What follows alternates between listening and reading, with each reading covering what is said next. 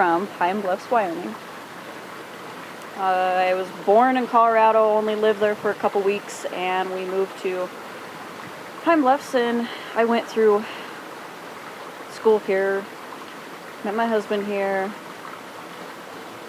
built a house here, got married in a town over because our town didn't have a church big enough for our wedding, so we got married basically here in Cheyenne. Started our vineyard here. Did you wake up when you were 4 years old and say, someday I'm going to run a vineyard? No. I didn't like wine. I actually didn't drink a whole lot of wine until probably a few years ago. It was not my preferred drink of choice. It's definitely a acquired taste. What did I want to do? Oh, lots of things. I bounced all over. I have... I guess just changed as I grew. I went from, when I was small, I liked animals, so it was something veterinarian or a zookeeper or something down that general line. I still like animals, but I learned in those professions that there's more dealing with sick and hurt animals that I wanted more than what I wanted to have to deal with, so it's not for me. I went through some like accounting classes, and that kind of got me into more business management stuff in high school, accounting, stuff with numbers. So what was your first real job? My first real job, well, do first high school jobs count? Is that a real job? Absolutely. My first job with a paycheck before they pulled taxes out of was Subway. I was a sandwich artist. I guess that was another thing I looked at too very briefly was going into something cooking related, because I can be a good cook. I can also be a terrible cook, but I can be a good cook. So the first job was at Subway. Then from Subway, where did you go?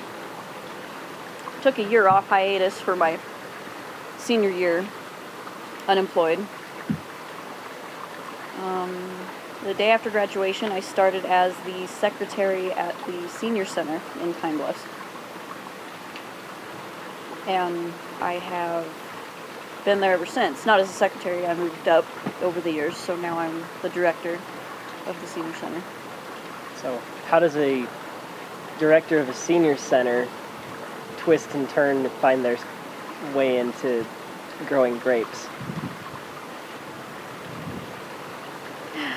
Oh, my crazy husband. No.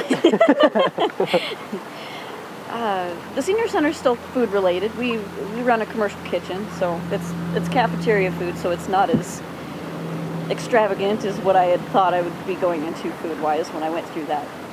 But I suppose backing up, did you have any schooling to get your job at this senior center? I did get a What's your college? My college degree. I have a 2-year business management degree. Okay. So I can manage a business, so says my piece of paper, for 2 years. Cool. I've been making it work, I guess. I've been the director for 3, coming up on 4 years, I think. This is a full-time job? Full-time job. Excellent. And then your crazy husband got you into... Into grape. Well, it was a team effort. We started going to vineyards when we went places. That started to be kind of our thing, and we realized that was kind of a fun thing, and we messed around with a couple of the kits that you can buy online where they send you the grape juice and you can ferment it, and that's fairly disgusting. Make your own wine in your basement, in your bathtub, whatever those people do. And we just kind of decided we liked that. We ended up at a couple local vineyards where the supposedly grapes can grow here. We've done lots of research, and we just decided that was something we wanted to try. We're pretty, I don't know how to explain this. We're not crazy. Well, we're kind of crazy, but we like challenges. We want to do something someone else really hasn't. Do you have any kids? 2 kids. Under the age of 3. We're creeping up on 3-year-old birthday, so. Who are they? Anthony and Tobias, Tony and Toby, 2 little boys. Wild and crazy, just like their dad. And you're managing these 2 kids and running a senior center? Yes. What do the kids do all day? I am blessed enough to be able to take them to work with me. Blessed or crazy, again. It works out pretty well. They've done lots of studies there about having daycares in assisted living facilities, and it helps both the children with their adult interaction and the aging older adults that are in the facilities with their brain activity, the younger kids. So you think overall having the kids exposed to the seniors is benefiting them both, I suppose? I believe so, yeah.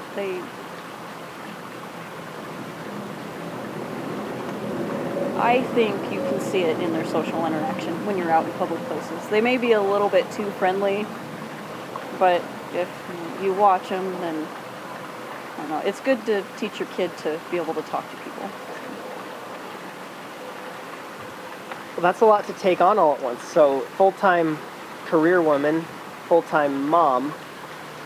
How in the world do you juggle this with attempting to be an entrepreneur and start a business in vineyard? It seems like a lot to choke down. I don't. No. I don't know. We keep busy. My husband and I are a team, and we work off each other. Is that one of our honeybees? It might be a honeybee. I couldn't tell it was moving too fast. So definitely without my husband's help, we wouldn't be able to take on all of this. I definitely wouldn't have. We like to keep busy, so it's just our personality. You still have time for the kids? Yes, they make time. Every second of every day are in my lap, except for now at nap time. They're taking a nap so I can do an interview. Excellent. Every second of every day in my lap, needing something. So they're involved in the whole process. They get to see a lot of this throw together, and that's probably good for their growth as well. Part of your motivation is to grow your kids up in that sort of environment, teach them how to run this vineyard operation as well, like a family business.